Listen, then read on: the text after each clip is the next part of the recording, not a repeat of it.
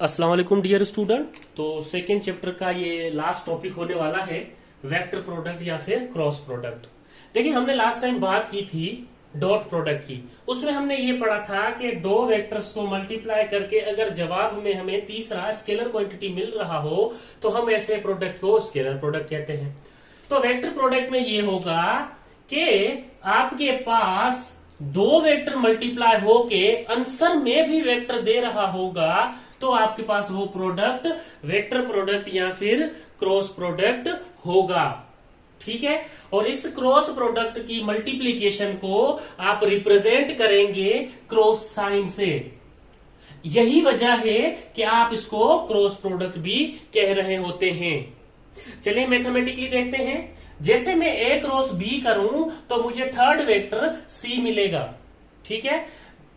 इसका जो फॉर्मूला बनेगा क्रॉस प्रोडक्ट या फिर वेक्टर प्रोडक्ट का वो A cross B equals to A B sine theta होगा। ये वेक्टर ये है ए बी साइन थीटा। हमेशा याद रखना कि वेक्टर प्रोडक्ट या क्रॉस प्रोडक्ट में आप ट्रिग्नोमेट्री का साइन फंक्शन यूज करते हैं, जबकि डॉट प्रोडक्ट में या फिर स्केलर प्रोडक्ट में आप ट्रिग्नोमेट्री का कोस फंक्शन यूज करते थे।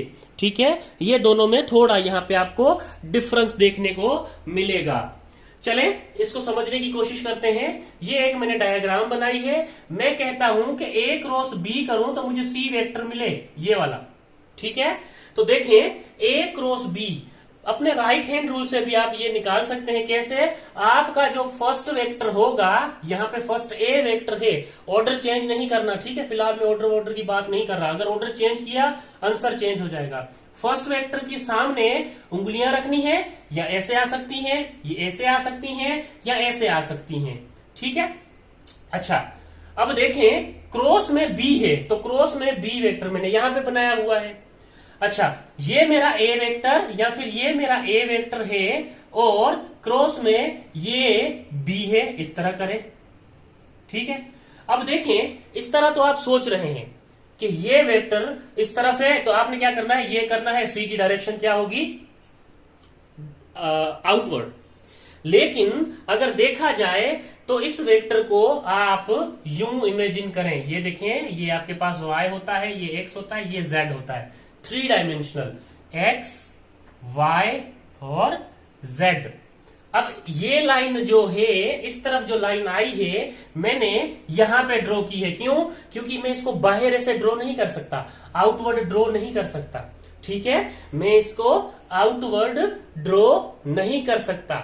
इसी वजह से मैंने क्या करना है, इसी वजह से मैंने करना है कि ये देखें ये रेड मार्कर आपका वेक्टर ए है। ठीक है। और आपका बी वेक्टर यूं बाहर की तरफ है, यूं बाहर की तरफ है। देखें यूं। अब ये वेक्टर बाहर की तरफ है और आपका सी वेक्टर जो है वो यूं है। तो अब देखें एक दूसरे के दरमियान में 90 डिग्री का एंगल है। तो अब देखें अगर यहां पे देखें रेड मार्कर ए वेक्टर है, ग्रीन मार्कर बी है जो कि आपकी तरफ है आउटवर्ड, और सी जो है वो अपवर्ड है। तो अब आए इसको राइट हैंड रूल से देखते हैं कि आप इसकी डायरेक्शन कैसे कैलकुलेट करेंगे। देखें ये बी देखने में इधर लग रहा है लेकिन ये बाहर की तरफ है। तो राइट हैंड रूल में क्या करेंगे आप, राइट हैंड रूल में आप करेंगे कि आपके पास एक वेक्टर ए है। ठीक है। और इसके साथ क्रॉस में बी है तो आप अपनी उंगलियां उस तरफ मोड़ेंगे। तो आपके पास जो सी वेक्टर आएगा वो कहां आएगा? अपवर्ड डायरेक्शन में। ठीक। ऐसे ही हम कुछ एग्जांपल्स करते हैं। ठीक है। या फिर यहां पे हम एक वेक्टर प्रोडक्ट या फिर क्रॉस प्रोडक्ट का हम एग्जांपल ले लेते हैं। जैसे कि आपको पता है दो वेक्टर अगर मल्टीप्लाई होके हमें तीसरा वेक्टर दे रहे हो तो हम कहते हैं कि वो वेक्टर प्रोडक्ट या फिर क्रॉस प्रोडक्ट है। तो यहां पे हम करेंगे torque is a vector product of moment arm. ठीक है। अब मूवमेंट आर्म को आप किससे रिप्रेजेंट कर रहे होते हैं? आर से। एंड फोर्स, जिसको आप एफ से रिप्रेजेंट कर रहे होते हैं। टॉर्क जो है वो वेक्टर प्रोडक्ट है किसका, मूवमेंट आर्म का और फोर्स का। यानी कि आपके पास जो टॉर्क होगा वो मूवमेंट आर्म का वेक्टर प्रोडक्ट है किसके साथ, फोर्स के साथ। तो देखें ये खुद टॉर्क एक वेक्टर क्वांटिटी है, यहां पे मूवमेंट आर्म एक वेक्टर क्वांटिटी है, फोर्स एक वेक्टर क्वांटिटी है, तो हमें आंसर में भी एक वेक्टर मिल रहा है। तो ऐसी कंडीशन में या फिर ऐसे प्रोडक्ट को आप सिंपल कह रहे होते हैं ये क्या है, ये वेक्टर प्रोडक्ट या फिर क्रॉस प्रोडक्ट है। ठीक है, अच्छा अब आ जाते हैं हम डायरेक्शन पे कि डायरेक्शन ऑफ सी वेक्टर जो हम यहां पे कह रहे हैं वो बेसिकली हम कैसे निकालेंगे। तो थोड़ी सी एक्सप्लेनेशन उस पर भी अब थोड़ा कर लेते हैं, क्यों, क्योंकि ये जरूरी है। चलें, लेट सपोज यहां पे लिखूं मैं direction of C is determined by using right hand rule. अब राइट हैंड रूल मैंने आपको अभी अभी बताया है, ठीक है, राइट हैंड रूल मैंने आपको अभी अभी बताया। चले, लेट सपोज हमारे पास एक वेक्टर है, मैं ये सेम ले रहा हूं लेकिन इनका प्रोडक्ट अब चेंज करूंगा, ठीक है, आपको समझाने के लिए ताकि आपको समझ आए। ये ए है, ये वेक्टर बी है और ये वेक्टर सी है। ठीक है, अब देखें यहां पे मैं इस तरह से करता हूं कि ये वेक्टर बी है, ये वेक्टर ए है, ये वेक्टर सी है। अब देखिए दो डायग्राम मैंने ले ली हैं या दो फिगर्स मैंने यहाँ पे बना ली हैं। तो देखें अगर यहाँ पे मैं ए क्रॉस बी करूं तो क्या आएगा, अभी अभी हम करके आ रहे हैं ये वाला टर्म। तो और दूसरी तरफ बी क्रॉस ए करूं तो क्या आएगा। ठीक है, चले अब देखें मैंने क्या किया है, मैंने प्रोडक्ट जो है वो चेंज किया है। पहले में मैं ए क्रॉस बी कर रहा हूं, दूसरे में ए क्रॉस बी कर रहा हूं तो पहले में, और दूसरे में बी क्रॉस ए कर रहा हूं। यानी कि मैंने इनकी जो प्रोडक्ट वाली प्रॉपर्टी है ए को बी के साथ और बी को ए के साथ मल्टीप्लाई किया हुआ है वाइस वर्सा कंडीशन में। ठीक है, अच्छा अब आप देखेंगे आपका वेक्टर ए है, ठीक है, और वेक्टर बी के साथ अगर आप वो मल्टीप्लाई हो रहा है, यानी कि ये यहां बी के साथ कोई भी ए वेक्टर बी के साथ क्या हो रहा है, प्रोडक्ट में है ए क्रॉस बी। तो हमें जो आंसर मिलेगा, ये देखिए मेरी उंगलियां जो हैं वो पहले वेक्टर की तरफ है और वो कर्व करके मैं दूसरे वेक्टर की तरफ लेके जाऊं तो मुझे सी की डायरेक्शन मिल जाएगी अप साइड। तो सी अप साइड यानी कि अगर आप प्लेन पे देखें, ये प्लेन होता है, ये एक्स होता है, ये माइनस एक्स होता है, ये वाई होता है और ये माइनस वाई होता है। तो देखिए ये अप साइड आया है, अप साइड हमेशा पॉजिटिव होता है। तो यहां पे मैं लिखूंगा कि मुझे वेक्टर सी मिलेगा लेकिन पॉजिटिव का होगा। अब आते हैं बी क्रॉस ए। हमेशा आप उंगलियां जो है वो पहले वेक्टर की तरफ रखेंगे। पहला वेक्टर है बी, चले जी, राइट हैंड की उंगलियां आपने बी की तरफ रखी और वो क्रॉस हो रहा है ए के साथ, ये बी और ये क्रॉस ए। अब देखिए ए ये जो यहां पे बना हुआ ये बेसिकली बाहर की साइड है, ये ए जो है वो बेसिकली बाहर की साइड है। तो मैं ये देखें बी की डायरेक्शन ये है, तो मैंने ये उंगलियां रखी और ए की डायरेक्शन में ये कर दिया, तो सी की डायरेक्शन मुझे डाउनवर्ड मिली। अब डाउनवर्ड पे मुझे माइनस वाई एक्सिस मिलता है, तो यहां पे जो आंसर आएगा वो माइनस सी का आंसर आएगा, यानी कि माइनस का वेक्टर आएगा। तो ये इस तरह से आप राइट हैंड रूल का यूज कर सकते हैं। ठीक है, यहां से ये साबित होता है कि आप क्या कर सकते हैं, आप ये कर सकते हैं, यहां पे मैं वो पॉइंट लिख दूं, एमसीक्यूज पॉइंट है ये।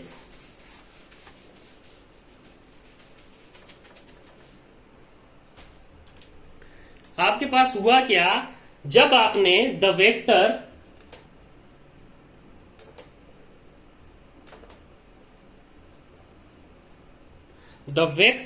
A cross B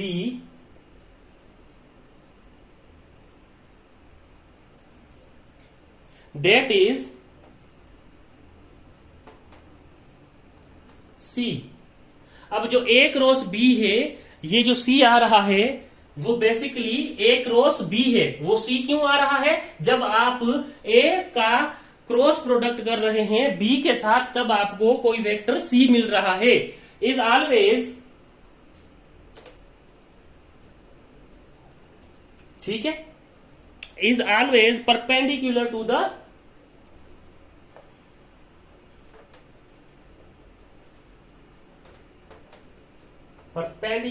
the plane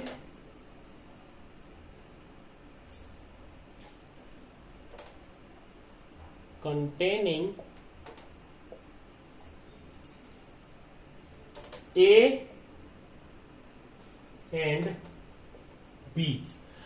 यानी कि ये जो C होगा वो परपेंडिकुलर होगा किसके, A और B के। मैंने एक बार पहले भी बता चुका हूं मैं कि अगर मेरे पास यू वेक्टर हो, यूनिट वेक्टर, ये x, ये y, ये z, ये i, ये j, ये k एक दूसरे के साथ 90 डिग्री के जाविये पे होते हैं, तो 90 डिग्री के जाविया यानी कि एक दूसरे के साथ परपेंडिकुलर होंगे। तो जब आप A क्रॉस B करेंगे तो C वेक्टर आएगा, वो ऑलवेज परपेंडिकुलर किसके होगा, A और B के। ठीक है, ये पॉइंट आपने याद रखना है। चले, और एक बात मैं आपको बता दूं, vector product does not obey commutative property. ठीक है, वेक्टर प्रोडक्ट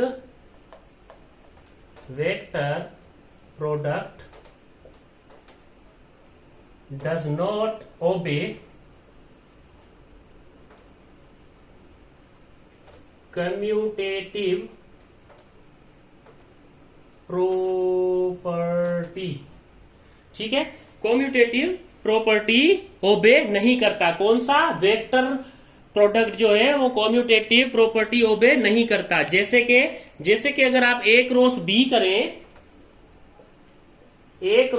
करें या फिर B क्रॉस A करें, दोनों सूरतों में आपके पास आंसर चेंज आ रहा होता है, इक्वल नहीं आ रहा होता। इस वजह से कह रहे हैं हम कि ये जो वेक्टर प्रोडक्ट है वो कम्यूटेटिव प्रॉपर्टी ओबे नहीं कर रहा होता।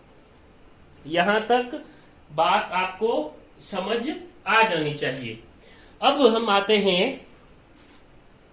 आते हैं उसी क्रम पे जहां पे हमने कुछ शुरुआत की थी, कुछ आपको याद हो, जैसे हमने बात की थी मैक्सिमम, मिनिमम, हाफ, इन सब की। तो देख लें, अब हम थोड़ा डॉट प्रोडक्ट में पढ़ के आए हैं, तो ये हमारे लिए नई बात नहीं होगी, बहुत ही इजी होना चाहिए आपके लिए। मिनिमम वेक्टर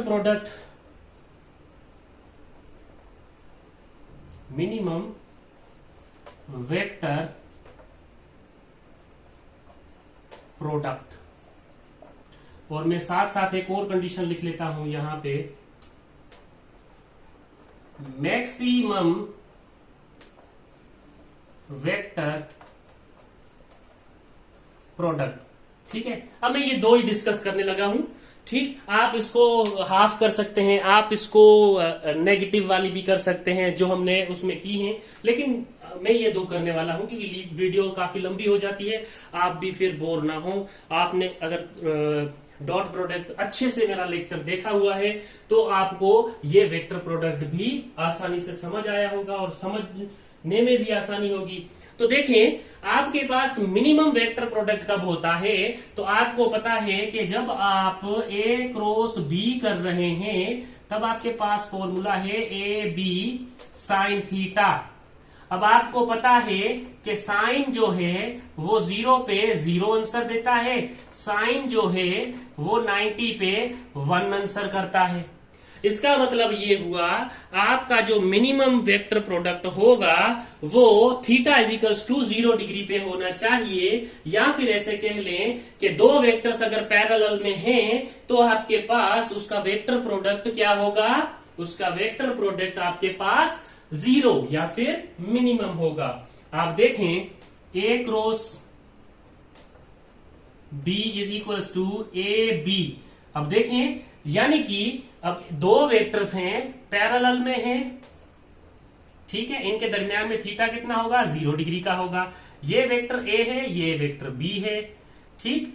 अब जब इनके दरमियान में एंगल 0 होगा तब क्या होगा, देखें साइन 0 0 होता है, तो ए क्रॉस बी अगर आप करें तो यहां पे ए बी मल्टीप्लाई बाय 0, तो ए क्रॉस बी का जो आंसर आएगा वो मिनिमम या फिर 0 के इक्वल आएगा। यहाँ पे 0 का मतलब है मिनिमम। तो देखें आपके पास ये है कि if A and B are parallel to each other, A and B are parallel to each other, i.e. theta is equals to 0 degree, then their vector product will be 0, उसका वेक्टर प्रोडक्ट 0 होगा, ठीक है। दो vector को अगर आप multiply करें, ठीक है, कितने डिग्री पे, कितने डिग्रीज आ गया पे, ठीक है, 0 डिग्री, या फिर दो वेक्टर ए हैं ए और बी जो आपस में पैरेलल हैं, पैरेलल मतलब थीटा इज इक्वल्स टू 0, तो theta is equals to 0, sine 0 0 0 multiply by something सब 0, तो यहाँ पे मिनिमम आंसर आपको ये देगा। अब आते हैं सेकंड कंडीशन पे, मैक्सिमम कब होगा, यानी कि A cross B is equals to A B sine theta. अब साइन थीटा 0 पे 0 है, साइन 90 0 पे 1, ठीक है, सॉरी साइन 90 1 के इक्वल है, ठीक है, और साइन 0 0 के इक्वल है। चलें, if vector A and B are perpendicular to each other, i.e. theta is equals to 90 degree, then their vector product is maximum, ठीक है। यानी कि आपके पास दो वेक्टर हों, ए और ये दूसरा वेक्टर है बी, अगर तो ये परपेंडिकुलर है, या परपेंडिकुलर मींस 90 डिग्री पे है और दोनों मल्टीप्लीकेशन में है, तो आपके पास इसका आंसर जो है वो मैक्सिमम आएगा। तो अगर पूछे कि मैक्सिमम वेक्टर प्रोडक्ट कब आता है, कितने डिग्री ज्यादा पे, 90 डिग्री, मिनिमम वेक्टर प्रोडक्ट कब आता है, 0 डिग्री के ज्यादा पे, बस। तो ये हो जाएगा A cross B is equals to A B sine 90, ठीक है। तो यहां पे होगा A cross B is equals to A B sine 91 होता है, तो A cross B is equals to A B. देखें यहां पे हमें वो दो वेक्टर का प्रोडक्ट मैक्सिमम मिल रहा है, तो हम कहेंगे 90 डिग्री पे हमें मैक्सिमम मिल रहा होता है और 0 डिग्री पे मिनिमम मिल रहा होता है। ये पॉइंट भी काफी इंपॉर्टेंट थी, ये भी नोटेबल पॉइंट थी हमारे पास। चले अब आ जाते हैं हम vector product of unit vector, ठीक है, vector product of unit vector, vector product of unit vector, vector product of unit vectors, ठीक है, यूनिट वेक्टर्स। यहां पे नजर नहीं आ रहा, थोड़ा मैं नीचे करके लिख लेता हूं।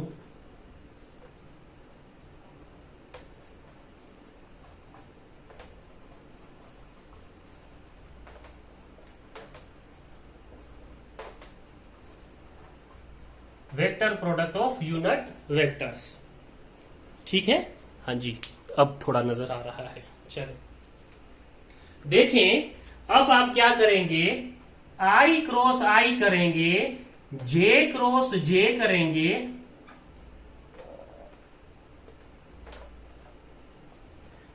के क्रॉस के करेंगे, तो आपके पास आंसर क्या आना चाहिए, अब देखें, हमने एक चीज पढ़ी थी, लेट सपोज मैं यहां पे बता दूं कि हमारे पास एक प्लेन होता है जहां पे आई, जे और के मौजूद होता है। ठीक है, ये आई यूनिट वेक्टर, ये जे यूनिट वेक्टर और ये के यूनिट वेक्टर। ठीक, अब देखें आई क्रॉस आई करें, आई क्रॉस आई यानी कि आई क्रॉस आई यानी कि इनके दरमियान में कितने डिग्री एंगल? 0 degree angle. क्यों? क्योंकि आई को आई के साथ ही मल्टीप्लाई किया जा रहा है, एक ही डायरेक्शन में हो रहा है, ये सब वेक्टर एक ही डायरेक्शन में है, यानी कि इनके दरमियान में एंगल 0 डिग्री होगा। तो आई इंटू आई साइन 0, जे साइन 0, के साइन 0। तो देखें, ये देखें साइन 0 आपको 0 आंसर देगा, तो ये 0 सबके साथ मल्टीप्लाई होगा, तो आंसर में क्या आ रहा होगा? 0। यहां पे भी 0, ये भी 0, तीनों का आंसर 0 हो जाएगा। यानी कि सेम वेक्टर या पैरेलल वेक्टर, एक ही डायरेक्शन का अगर यूनिट वेक्टर लें आप, उसका क्रॉस करें, तो आपके पास उसका आंसर जो है वो 0 आएगा। ठीक है, अब यहां पे magnitude of unit vector I is 1 multiply by 1 multiply by 0 हो जाएगा। ठीक है, चले ये बात आपने याद रखनी है और एक पॉइंट लिख लेना है, vector product of same unit vector is always 0। यहां पे लिख लें, vector product of same unit vector, vector product of same unit vectors is always 0। ठीक है, ये पॉइंट अब आपने याद रखना है।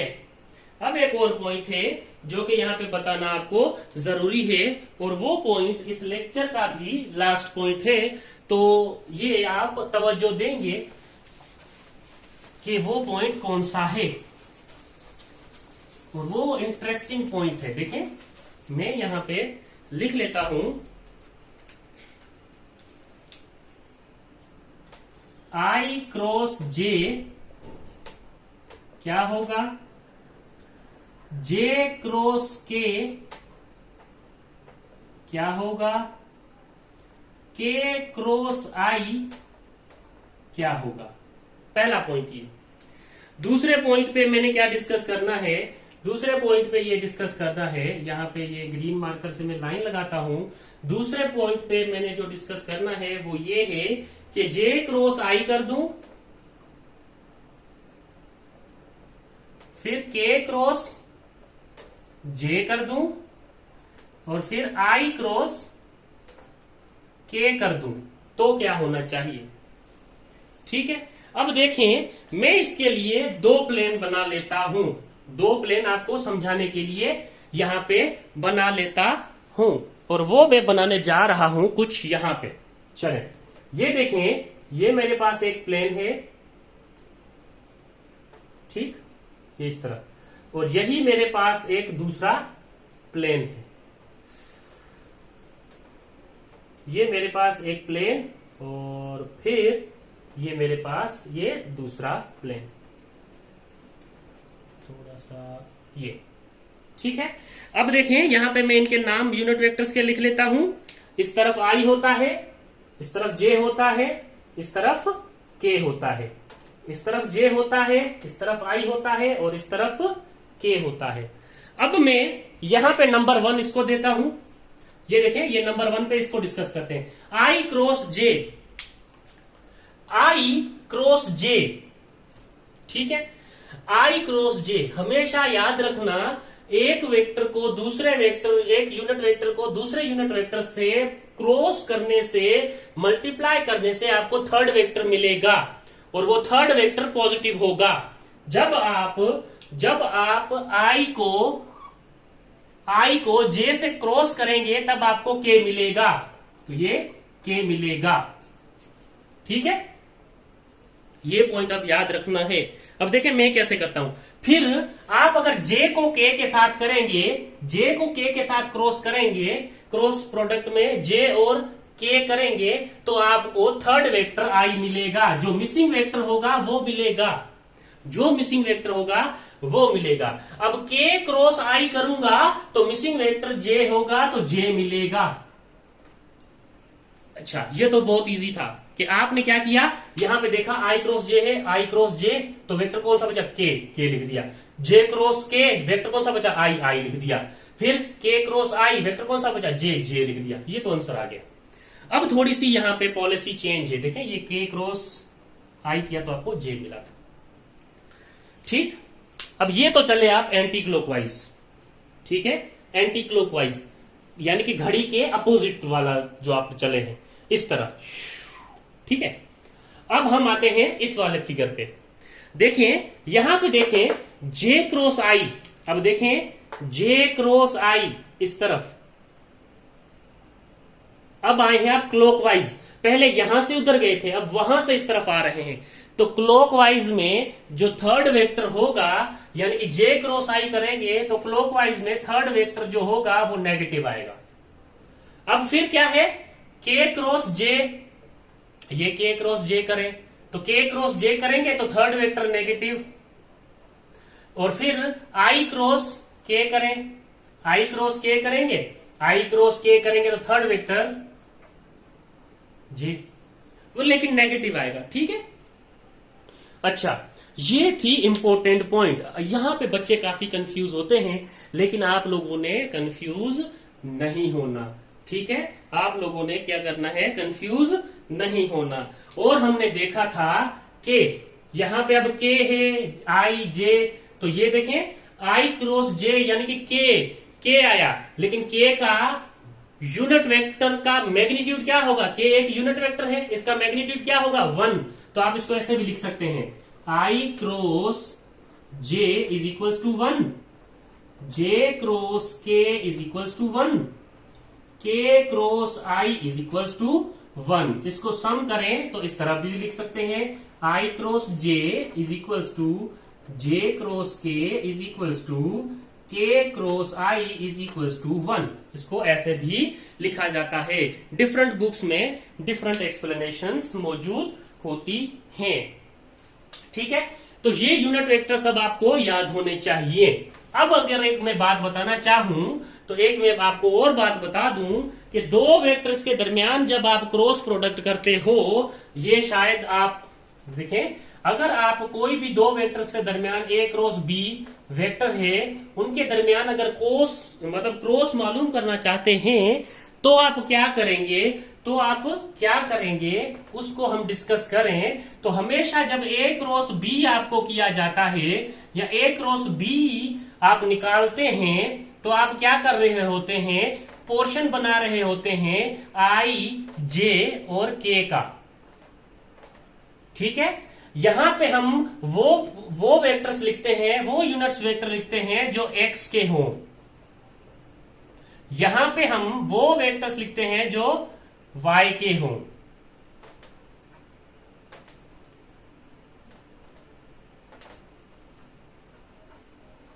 और यहां पे हम वो वेक्टर्स लिखते हैं जो जेड के हों या फिर के हो।